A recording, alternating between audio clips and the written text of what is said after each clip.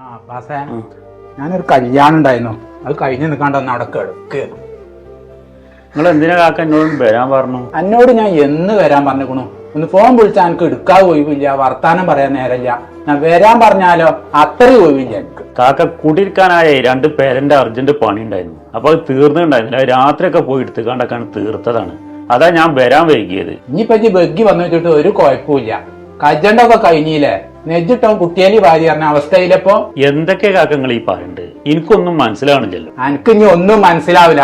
ആ കണ്ണായ സ്ഥലേ ആ റോഡ് വക്കത്ത് നല്ല ഔത്തർച്ചി കണ്ടം, അത് അതിരൊക്കെ ഇട്ട് 7.5 സെന്റ് സ്ഥലേ അന്റെ വാപ്പ സലാമിനാണ്ട് രജിസ്റ്റർ ചെയ്ത് കൊടുത്തക്കുണല്ല. ഇത് ഒന്നും അറിഞ്ഞിട്ടില്ല.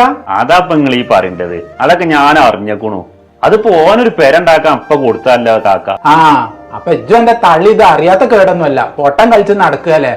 എനിക്കിപ്പോ ഇവിടെ പേരേറ്റിന്റെ പറഞ്ഞ് കീപ്പാടത്ത് ആ വെള്ളക്കുണ്ടിലോ ആദ്യം ബാപ്പാനോടെ ഒരു തോണി വാങ്ങി തരാൻ പറയാം. അവിടെ പെരേറ്റിട്ടുണ്ടെങ്കിൽ പെരേക്ക് എങ്ങനെ പോവുക? 4 മഴ ചെയ്താല് തോണി തൊഴിഞ്ഞ് പോണ്ടി വരും. കാക്ക വള്ളക്കുണ്ടിൽ എന്തായാലും പെരാറ്റാൻ കജൂല.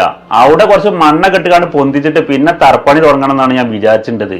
അബ്ബാസെ ആ വെള്ളക്കുണ്ടിൽ മണ്ണിട്ട് പൊന്തിച്ചിട്ടുണ്ടെങ്കിൽ എത്രങ്ങാനും ഒരു പൈസ വേണം. ഒരു പേരന്റെ പൈസ അവിടെ ചെലവാക്കണം.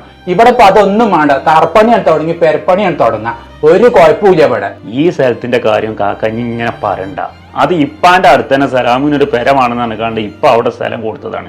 ഇന്നോടൊക്കെ ചോദിച്ചിരുന്നു. ഞാൻ അതിന് സമ്മതം മൂളിയതാണ്. ഇനിയിപ്പോ എന്തിനാ ഞമ്മ ആ വർത്താനം ഇങ്ങനെ പറയേണ്ടത്? വളർത്തുമോന് കാലിന്റെ ചോട്ടന്നെ പേര. സ്വന്തം മോനായ എനിക്ക് കണ്ണെത്താ ദൂരത്ത്. എന്ത് സ്നേഹം എന്റെ ബാപ്പാക്ക് മക്കളോട്. കാക്ക പേരുണ്ടാക്കുമ്പോഴേ ബാപ്പാന്റെ ഇമ്മാന്റെ എത്തുന്നേ കുറച്ച് വിട്ടുപോയി പെരാറ്റാണ് നല്ലത്. എന്നാലേ ബാപ്പാക്കും ഉമ്മാക്കുവേ മക്കളോടൊരു സ്നേഹം കൂടുതൽ ഉണ്ടാവുള്ളൂ. എത്തുള്ളവരോട് അത്ര സ്നേഹം ബാപ്പാക്കും ഉമ്മാക്കും ഉണ്ടാവില്ല. ആ ഇത് ബാപ്പാന്റെ സ്നേഹവും കാത്തിങ്ങനെ ഇരുന്നോ. എന്റെ തള്ളനോട് ഞാൻ പറഞ്ഞു, എന്റെ അമ്മായിനോട് ഞാൻ അവിടെ പോയി പറഞ്ഞു, ഇപ്പൊ എന്നോട് പറഞ്ഞു. വല്ല കാര്യമുണ്ടതിന്? വളർത്തുമോനെ ബാപ്പ ഔട്ടിലിട്ട് അങ്ങനെ വളർത്തിക്കോട്ടെ.